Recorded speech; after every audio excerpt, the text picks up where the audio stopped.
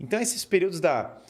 Eu brinco com os meus amigos que as guerras napoleônicas são meio que a última... Então, aí eu ia perguntar para você, já que você está lendo bastante coisa do Napoleão, a máquina de propaganda do Napoleão era gigantesca também, Era gigantesca. E o Napoleão... Até mesmo para aproximar ele dos caras, né? E antes de tomar o poder, ele, inclusive, comprou jornal e usou o jornal... Era o boletim lá, né? E usou o jornal para se alçar o poder. Isso.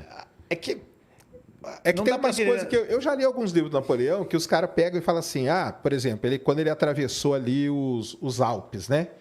O pessoal fala que ele atravessou em cavalo, mas parece que ele atravessou foi de mula, né? Porque o cavalo não ia conseguir nem chegar lá onde chegou. Sim. Tinha que ser aquelas mulas, igual o pessoal anda nos Andes, anda nos negócios, né? Mas faziam tudo meio para colocar ele como um cara muito mais do que ele era, né? Pois é, né? Em termos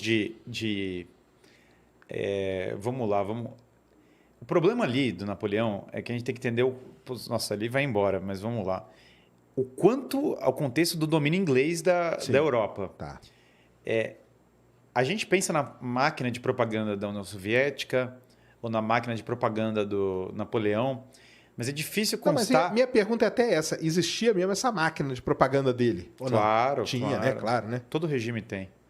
E é louco, porque... Em alguma medida, a gente está sob a máquina de propaganda também na Inglaterra até hoje, entendeu? Porque esse é outro problema é difícil a gente medir o quanto é. Por quê? Você vê até o tamanho da máquina de propaganda de acordo com o quanto você não sabe que você está sobre a máquina de propaganda. Então, quanto você está sendo influenciado por ela, né, cara? Quando você estava na União Soviética, o Pravda, você não percebia que ele era propaganda para muita gente. Ele era percebido como só as notícias. Claro. Meio que o New York Times também ninguém percebe o quanto... Todo mundo olha e fala, não, o New York saiu no New York Times. Repara numa coisa muito curiosa.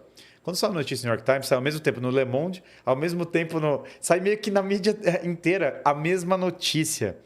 É um pouco estranho, no mínimo. Se eles fossem tão diferentes, eles deveriam ser diferentes. A gente, às vezes, não considera o quanto o establishment anglo-saxônico não é bom na máquina de propaganda deles, sabe? As ideias de Harvard...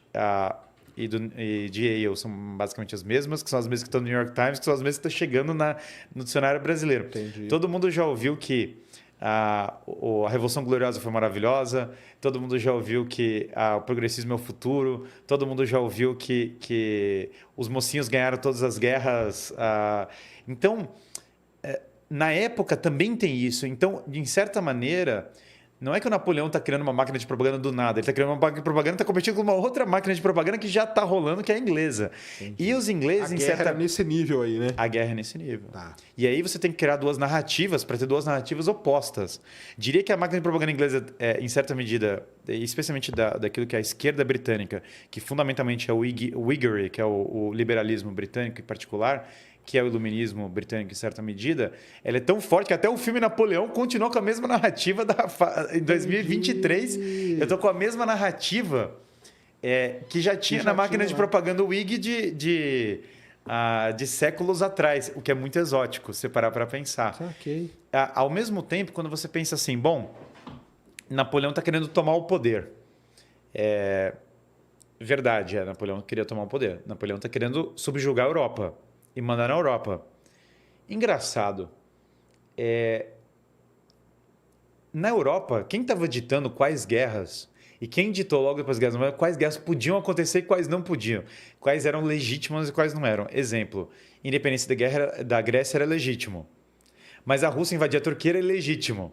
Tinha isso, né, cara? A Inglaterra ditava isso. É verdade. Quem foi que definiu essas fronteiras dos países do leste europeu? Foram os aliados, foi a Inglaterra e os Estados Unidos. Quem disse que ia ser dividido assim, ia ter outro e tal. Quem quebrou a Áustria em vários micropaíses foram esses. Então, a gente está tão imerso no lado ganhador que a gente tem muita dificuldade de pensar a perspectiva do outro lado. Exato. Aí pensa agora a Revolução Francesa. Beleza. Bom, a Revolução Francesa, em grande parte, muitas das ideias tinham vindo da Inglaterra. Por quê? Voltaire, o primeiro livro dele, era sobre as ideias políticas britânicas. Então, os liberais ingleses tinham fomentado a ideia revolucionária na França. Só que eles tinham fomentado num nível menos radical do que a coisa foi evoluindo. Tá bom. Escambou. Então, agora a coisa saiu do controle. Tanto que quando estourou a guerra na França, a esquerda britânica, que era o partido Whig, a primeira atitude dela foi: maravilha.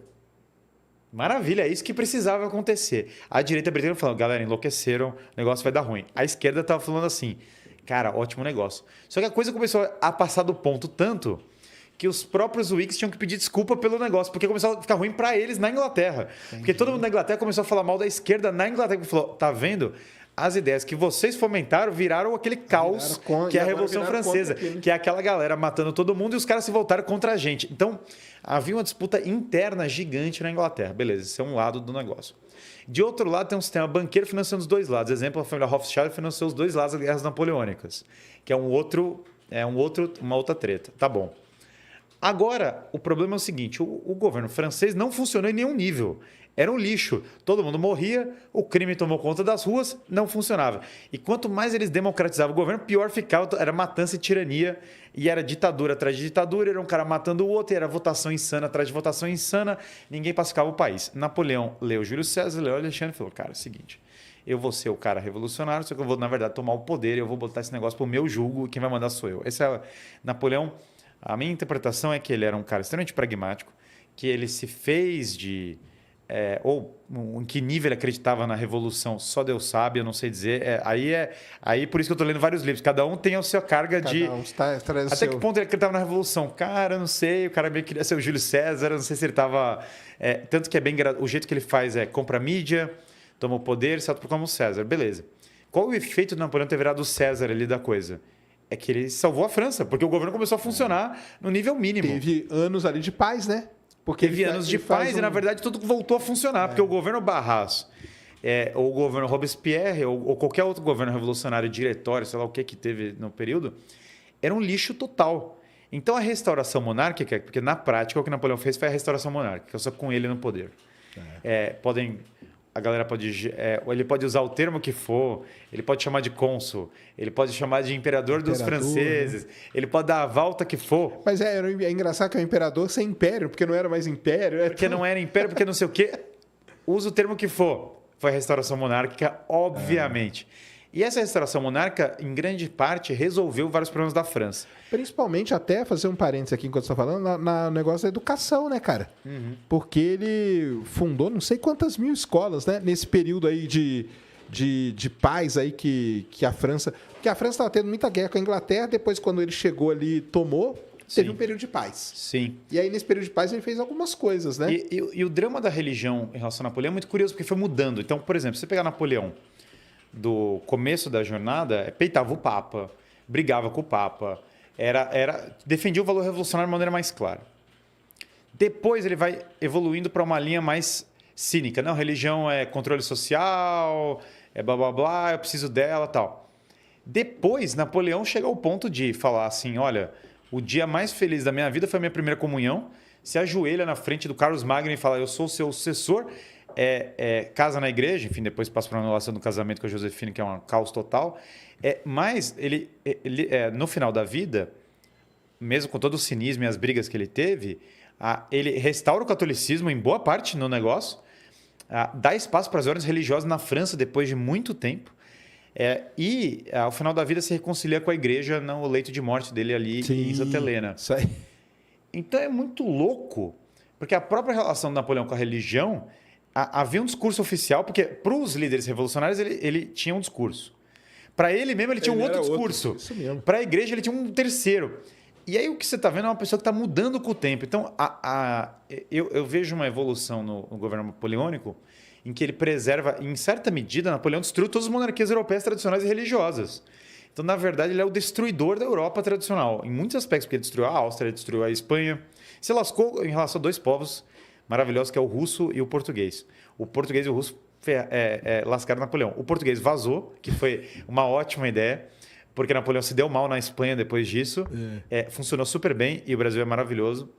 O russo, muito maluco, botou fogo na própria cidade para matar os caras de fome. Para matar os caras de fome. Aí o russo é um outro nível de loucura. O português O português só fugiu, né? O português fugiu para o Rio de Janeiro. É um negócio absolutamente lindo. Napoleão não tinha Napoleão era fantástico para bater no alemão, porque o alemão lutava no dia que era para lutar, aparecia lá certinho, tudo organizado, tudo combinado. E aí, como ele tinha esse pragmatismo, ele acabava com os alemães. Né? Os alemães, ele surrou todos. O russo que queimou a própria cidade, ele falou, cara, não sei nem o que fazer. E o português que vazou, ele se desesperou. Ou o espanhol que fazia guerrilha, que não batia de frente. Então, Napoleão, claro, barrou nessas duas coisas. O projeto era muito megalomaníaco eu, sinceramente, acho que o bloqueio continental era uma má ideia. Meio que todo mundo percebeu que a monarquia era importante ali na França, então era meio que não dava para voltar disso, tanto que, de novo, até o sobrinho dele volta ainda no trono depois e tal. Então é uma fase da história curiosa, porque ele está... Né, o que é isso, né? O líder republicano revolucionário contra as monarquias europeias que restaura a religião na França em nome de uma monarquia contra o Império Britânico, que meio que é uma pseudo-monarquia, uma monarquia, mas é uma monarquia meio falsa, porque na verdade é liberal, só que na verdade Napoleão é o cara do liberalismo, ou seja, é um período em que os conceitos europeus se mesclaram, se confundiram de uma maneira sem precedentes, né? Com certeza, com certeza. Não, eu acho você acha uma das figuras históricas assim mais intrigantes? Eu acho, cara. Napoleão, eu acho que ele é muito... É uma das mais intrigantes, das mais fascinantes. Por conta disso aí tudo, né? Que a gente tá falando, isso, eu acho cara? absolutamente fascinante. Eu acho simplesmente Napoleão totalmente fascinante. Acho que é por isso que eu não gostei tanto do filme. O filme deixa ele como uma figura medíocre. Um cara é medíocre. Ele passa uma hora também chorando pela Josefina. Então, porque o pessoal tem até livros, né, que tratam ele como se ele fosse um cara meio bobão, assim, né? Tem vários livros que querem tratar ele como um idiota, mas o problema disso é que ninguém consegue ser totalmente idiota que domina a Europa inteira, entendeu? Não tem como. Pode, né? É um retrato que ele tinha faltas morais, que ele tinha até umas tosqueiras de caráter. Isso é bem fácil de afirmar, não é muito, na verdade. Que ele tinha uns desvios de caráter sérios, isso aí é bem simples de falar. Agora, um bobão, cara, já começa a ficar muito ridículo, porque... desculpa, ninguém ganha Austerlitz sendo bobão completo, entendeu? Não é assim. Então, ele era muito esperto, escreveu livros, como a gente falou. Então, eu acho que um pouco... O problema que eu vejo da narrativa... a lá progressista, iluminista, barra esquerda britânica, né? É que ela, barra americana, que é a mesma coisa, é uma continuidade, né? Total, vírgula, Partido Democrata, vírgula, o establishment, tem uma linha de continuidade histórica perfeita nisso. O problema dela é que toda figura mais forte que aparece, ela demoniza em certa medida, porque ela quer manter Então, Napoleão é um cara que tem que ser demonizado porque ele mais um ditador apareceu. É assim que eles querem encarar. Eu vejo isso como muito restrito, muito, muito pequeno, porque aí você perde uma série de figuras históricas que são absolutamente fascinantes, porque demoniza. Luís XIV, obviamente, foi demonizado também.